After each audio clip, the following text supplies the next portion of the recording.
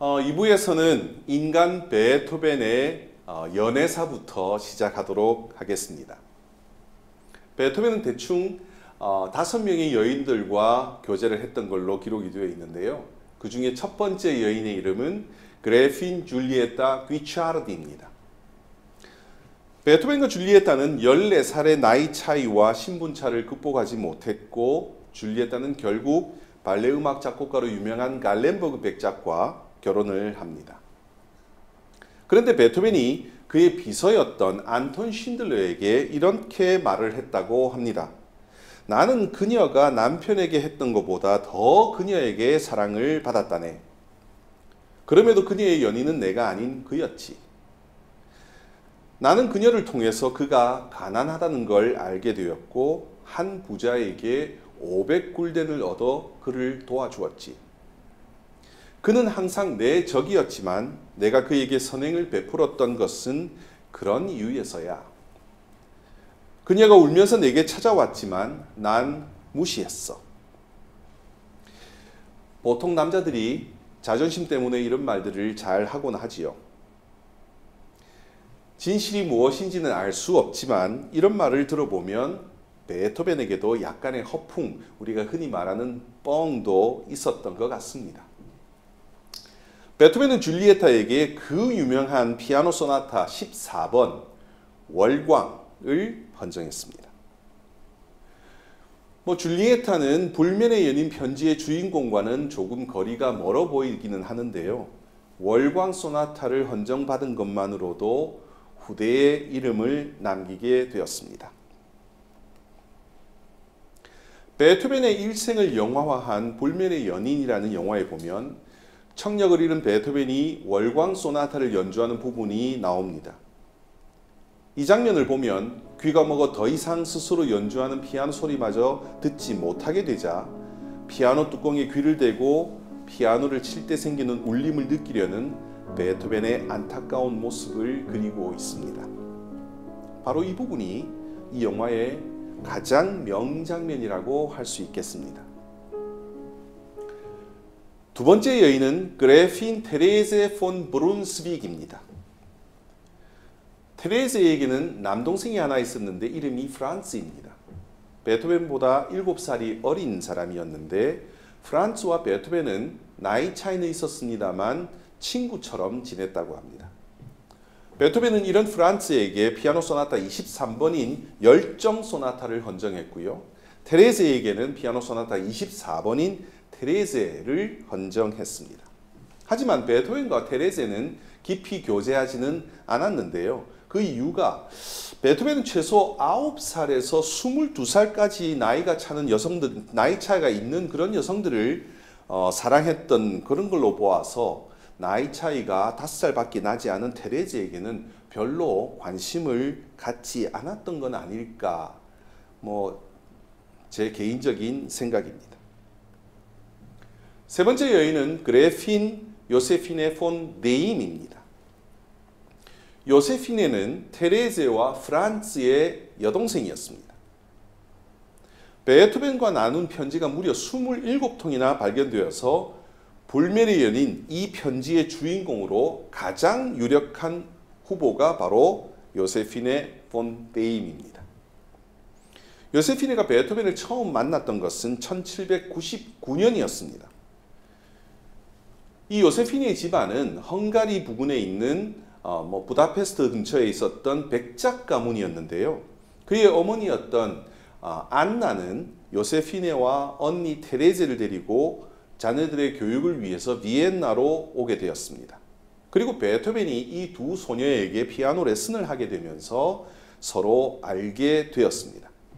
베토벤은 20살의 아름다운 요세피네와 사랑에 빠졌지만 어머니 안나는 요세피네를 로텐투름이란 곳에 미술관을 소유할 정도의 부유한 27살 연상의 요셉 폰 네임이란 사람과 결혼시켜버립니다.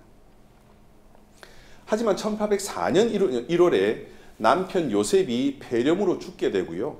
미망인이 된 요세피네가 1804년부터 1809년 사이에 베토벤에게 쓴 편지의 내용들로 보아서 두 사람 사이는 매우 가까운 사이였던 것 같습니다.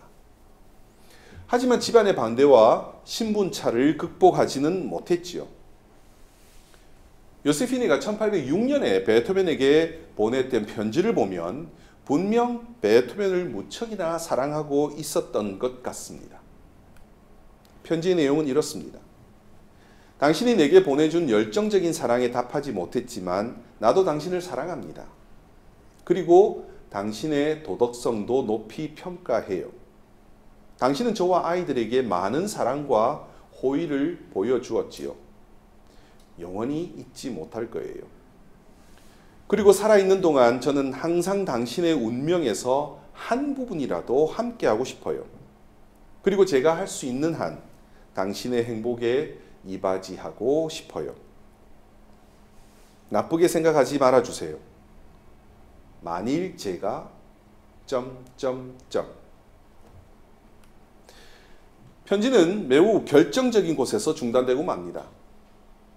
1808년 요세피네는 언니 테레제와 함께 그 자녀들의 교육을 위해서 독일과 스위스를 방문했다가 슈타켈베르크 남작을 만나서 1810년 초에 두 번째 결혼을 하게 됩니다.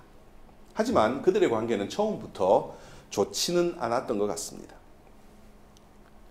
그 후로도 베토벤과 요세피네는 서로 편지를 주고받았고 요세피네가 두 번째 결혼을 하던 1810년 초에 40살이던 베토벤은 당시 18살밖에 되지 않았던 테레제 말파티라는 여성에게 청혼을 합니다.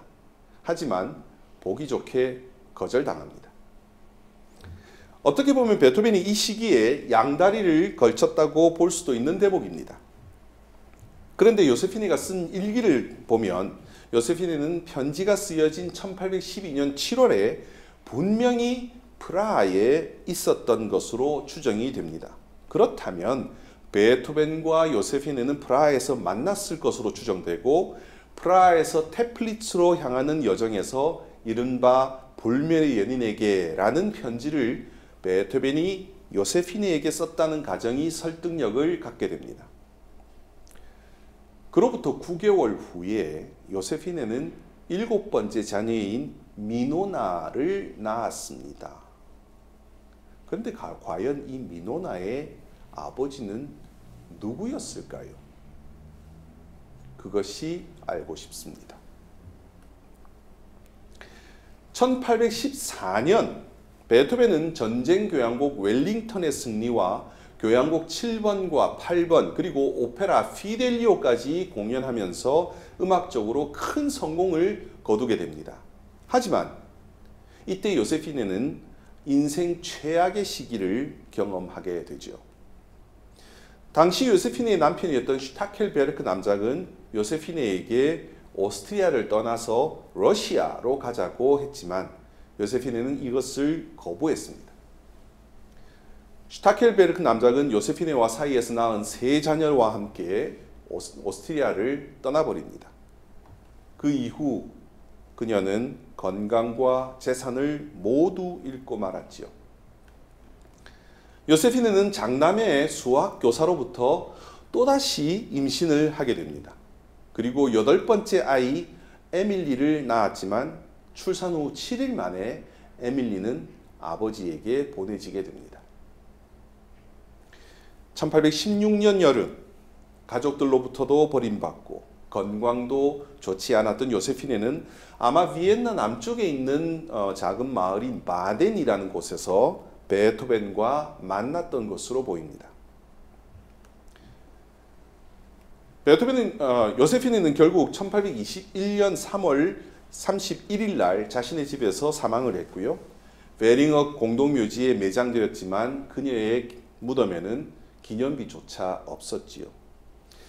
이런 요세피네에게 베토벤은 가곡인 안디 호프눈 희망의 부처라는 곡과 피아노 소나타 작품번호 110번과 111번을 헌정했습니다. 정말 오랜 기간 동안 서로 사랑했지만 이루어지지 못했던 그들의 사랑은 결국 불행으로 끝나고 말았지요. 네 번째 여성이 바로 테레제 말파티입니다.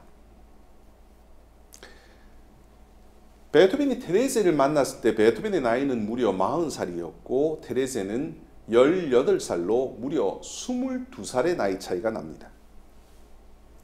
비엔나 출신 의사의 딸이었던 테레제는 베토벤의 피아노 제자였는데요.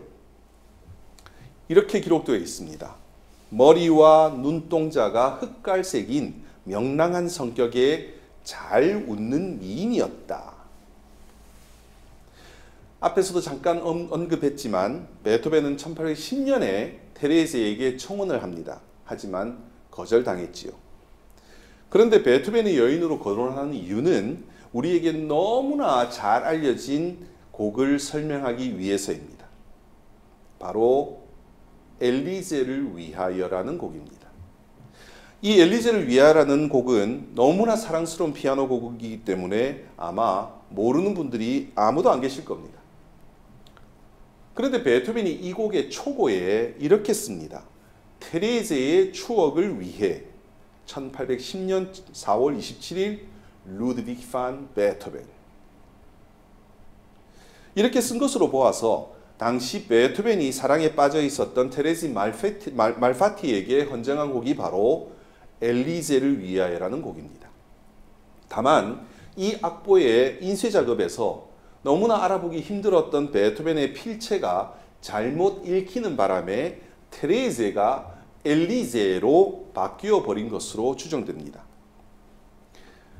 이 곡은 아름다운 여성에게 바치기 위한 곡이었던 만큼 정말 아름다운 곡인데요.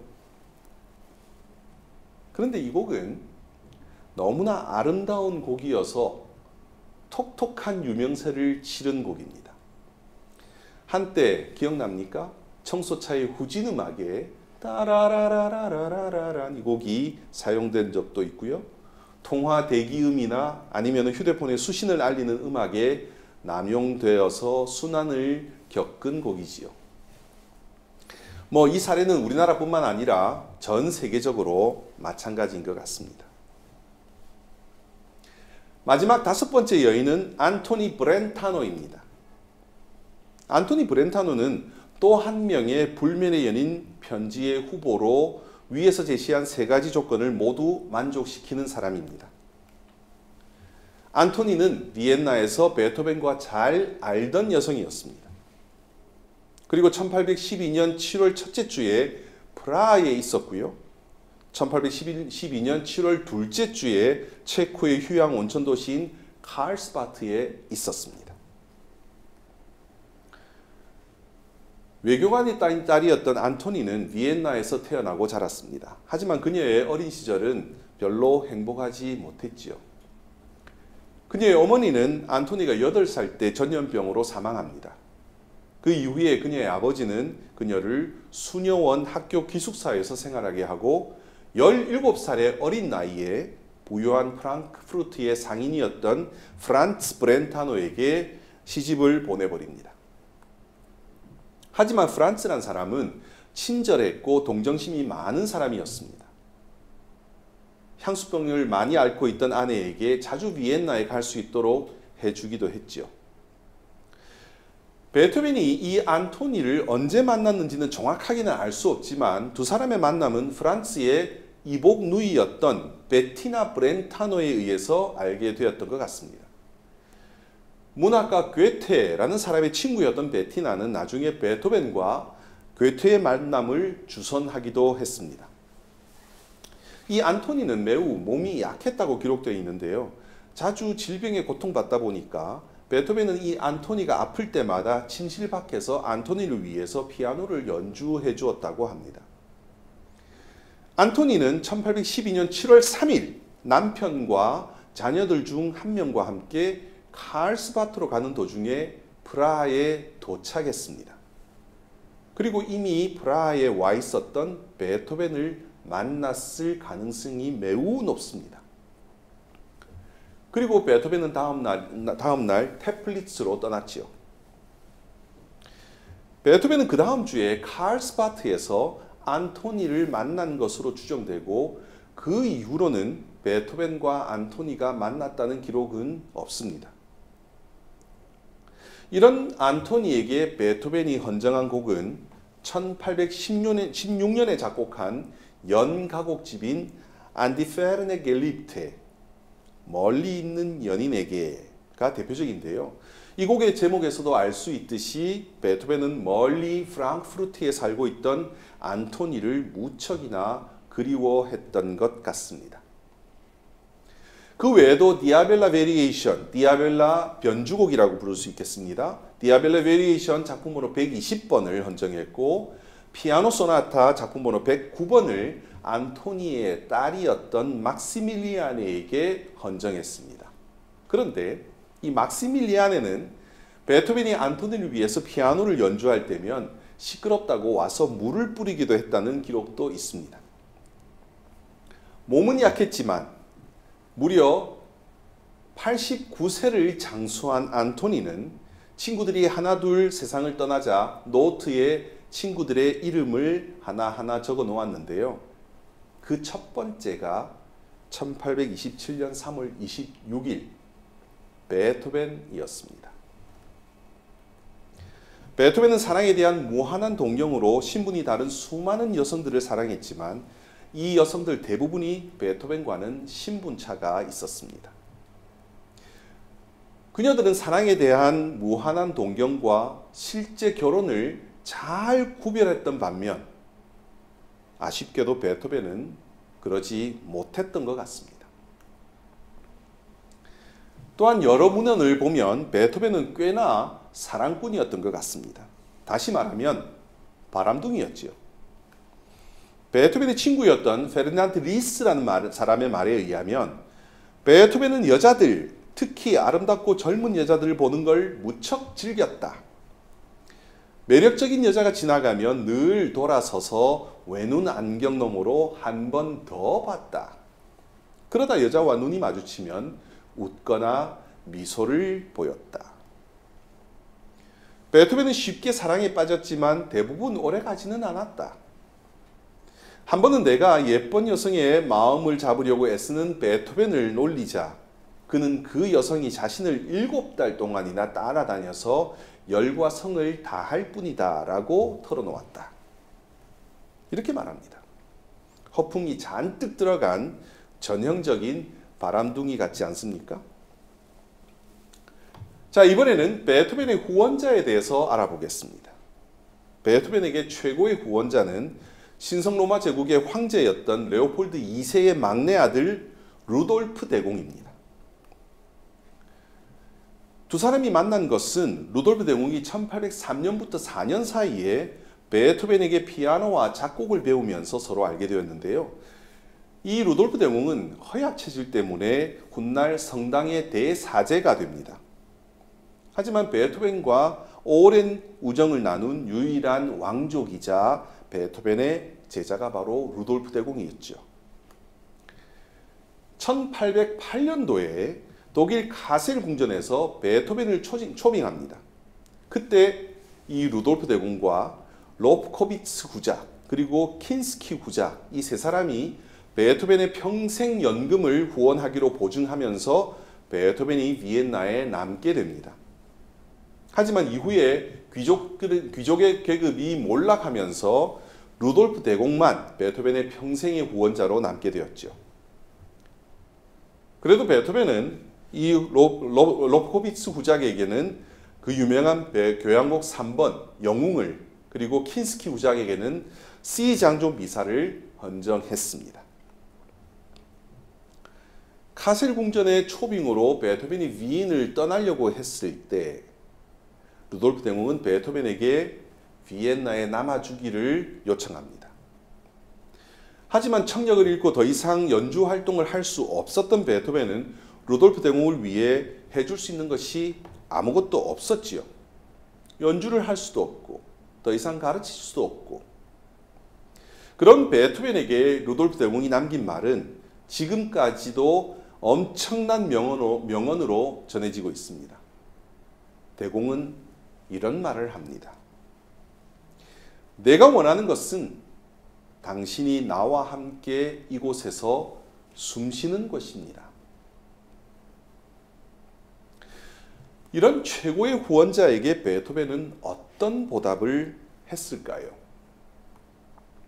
피아노 협주곡 4번과 5번, 그리고 레오노르의 서곡 1번과 2번, 오페라 피델리오, 고별 소나타, 피아노 3중주곡 대공, 그리고 이 루돌프 대공이 나중에 성당의 대사제로 취임하는 것을 축하하기 위해서 작곡한 장엄미사 등 무려 14개의 작품을 루돌프 대공에게 헌정했습니다.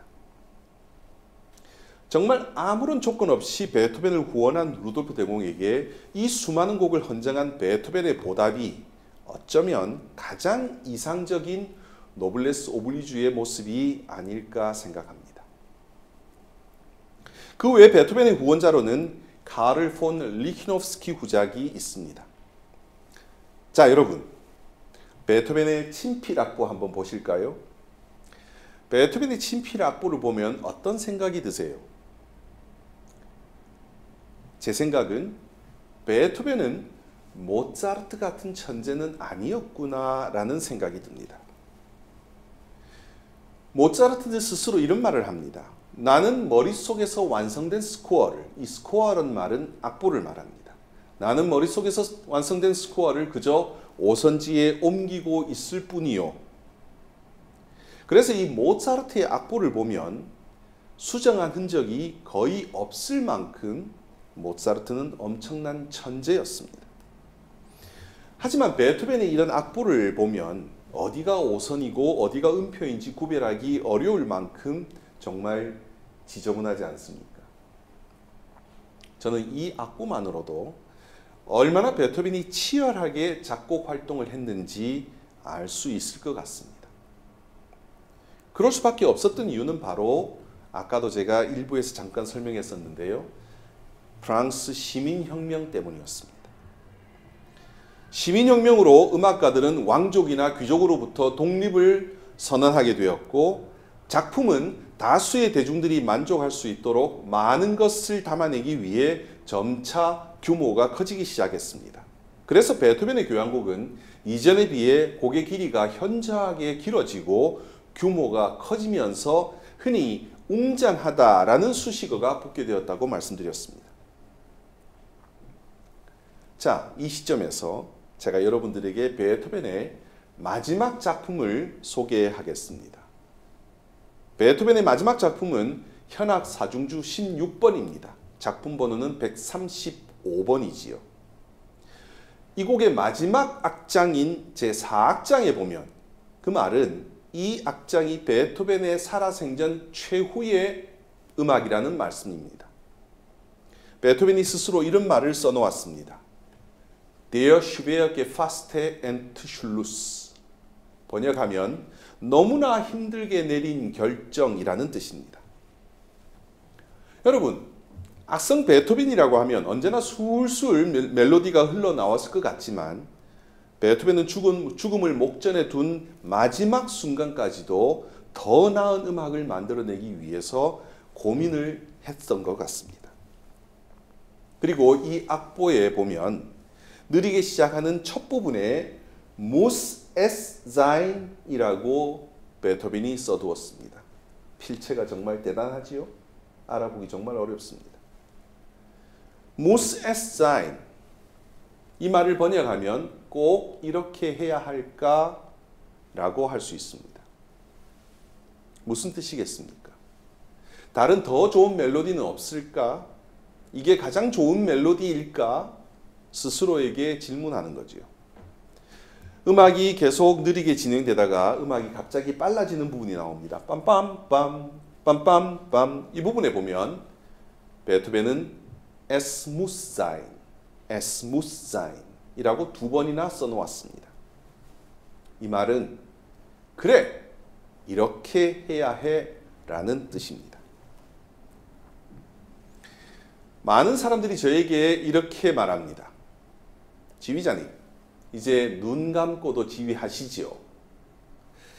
네, 물론 눈 감고도 지휘할 수 있는 곡들이 많이 있습니다. 하지만 저는 끊임없이 새로운 작품을 무대에 올리기 위해서 지금도 수많은 시간을 악보와 씨름하고 있습니다. 음악의 성인, 그리고 우리가 악성이라고 부르는 이 베토벤은 그냥 만들어진 것이 아닙니다.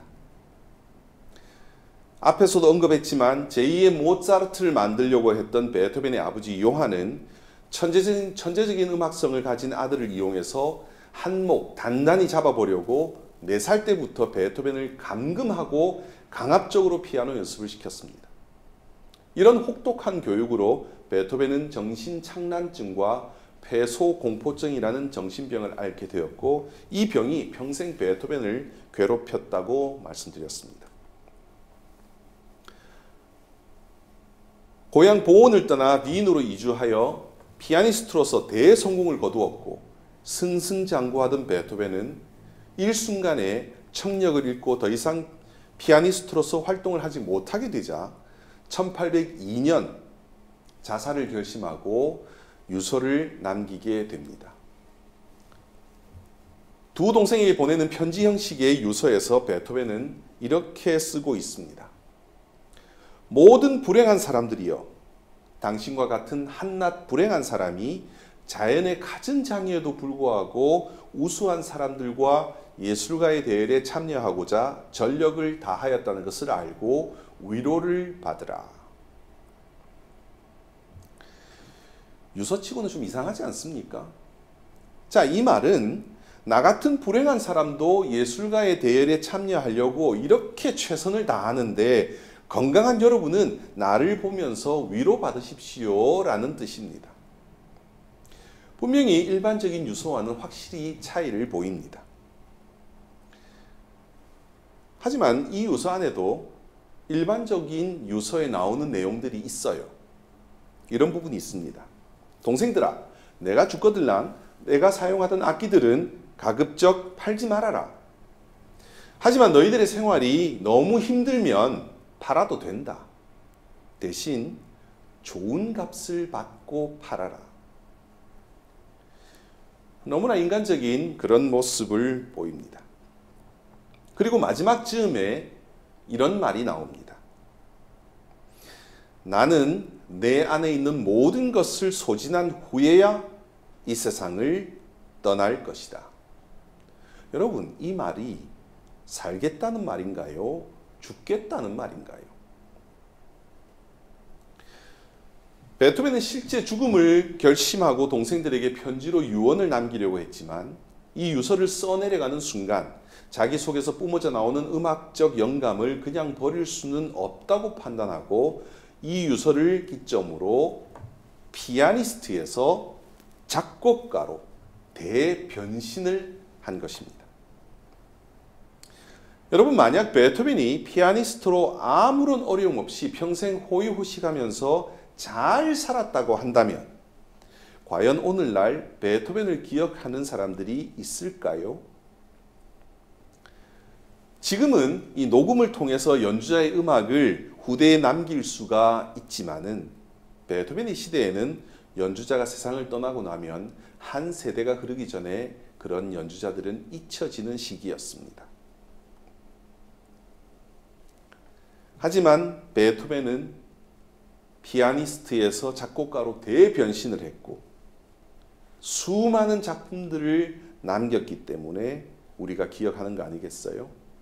음악의 신동으로 베토벤의 부러움을 샀던 모차르트는 아직도 그 유골조차 찾지 못하고 무덤도 남기지 못했지만 제2의 모차르트를 꿈꿨던 베토벤은 모차르트의 빈 무덤 옆에 자기의 근사한 무덤을 남겼고 단 한 사람의 조문 행렬 없이 마지막 길을 갔던 모차르트와는 달리 무려 2만 명이나 되는 조문 행렬의 환송을 받으면서 1827년 3월 26일 세상을 떠났습니다. 그리고 그가 떠난 3월 26일은 독일의 공식 휴일로 지켜지고 있습니다. 물론 특별한 음악성을 가지고 태어난 것은 사실이지만 그가 우리와 전혀 다른 존재는 아니었다는 것입니다. 이 말을 종합해 본다면 우리도 누구나 할 수 있다는 얘기입니다. 감사합니다.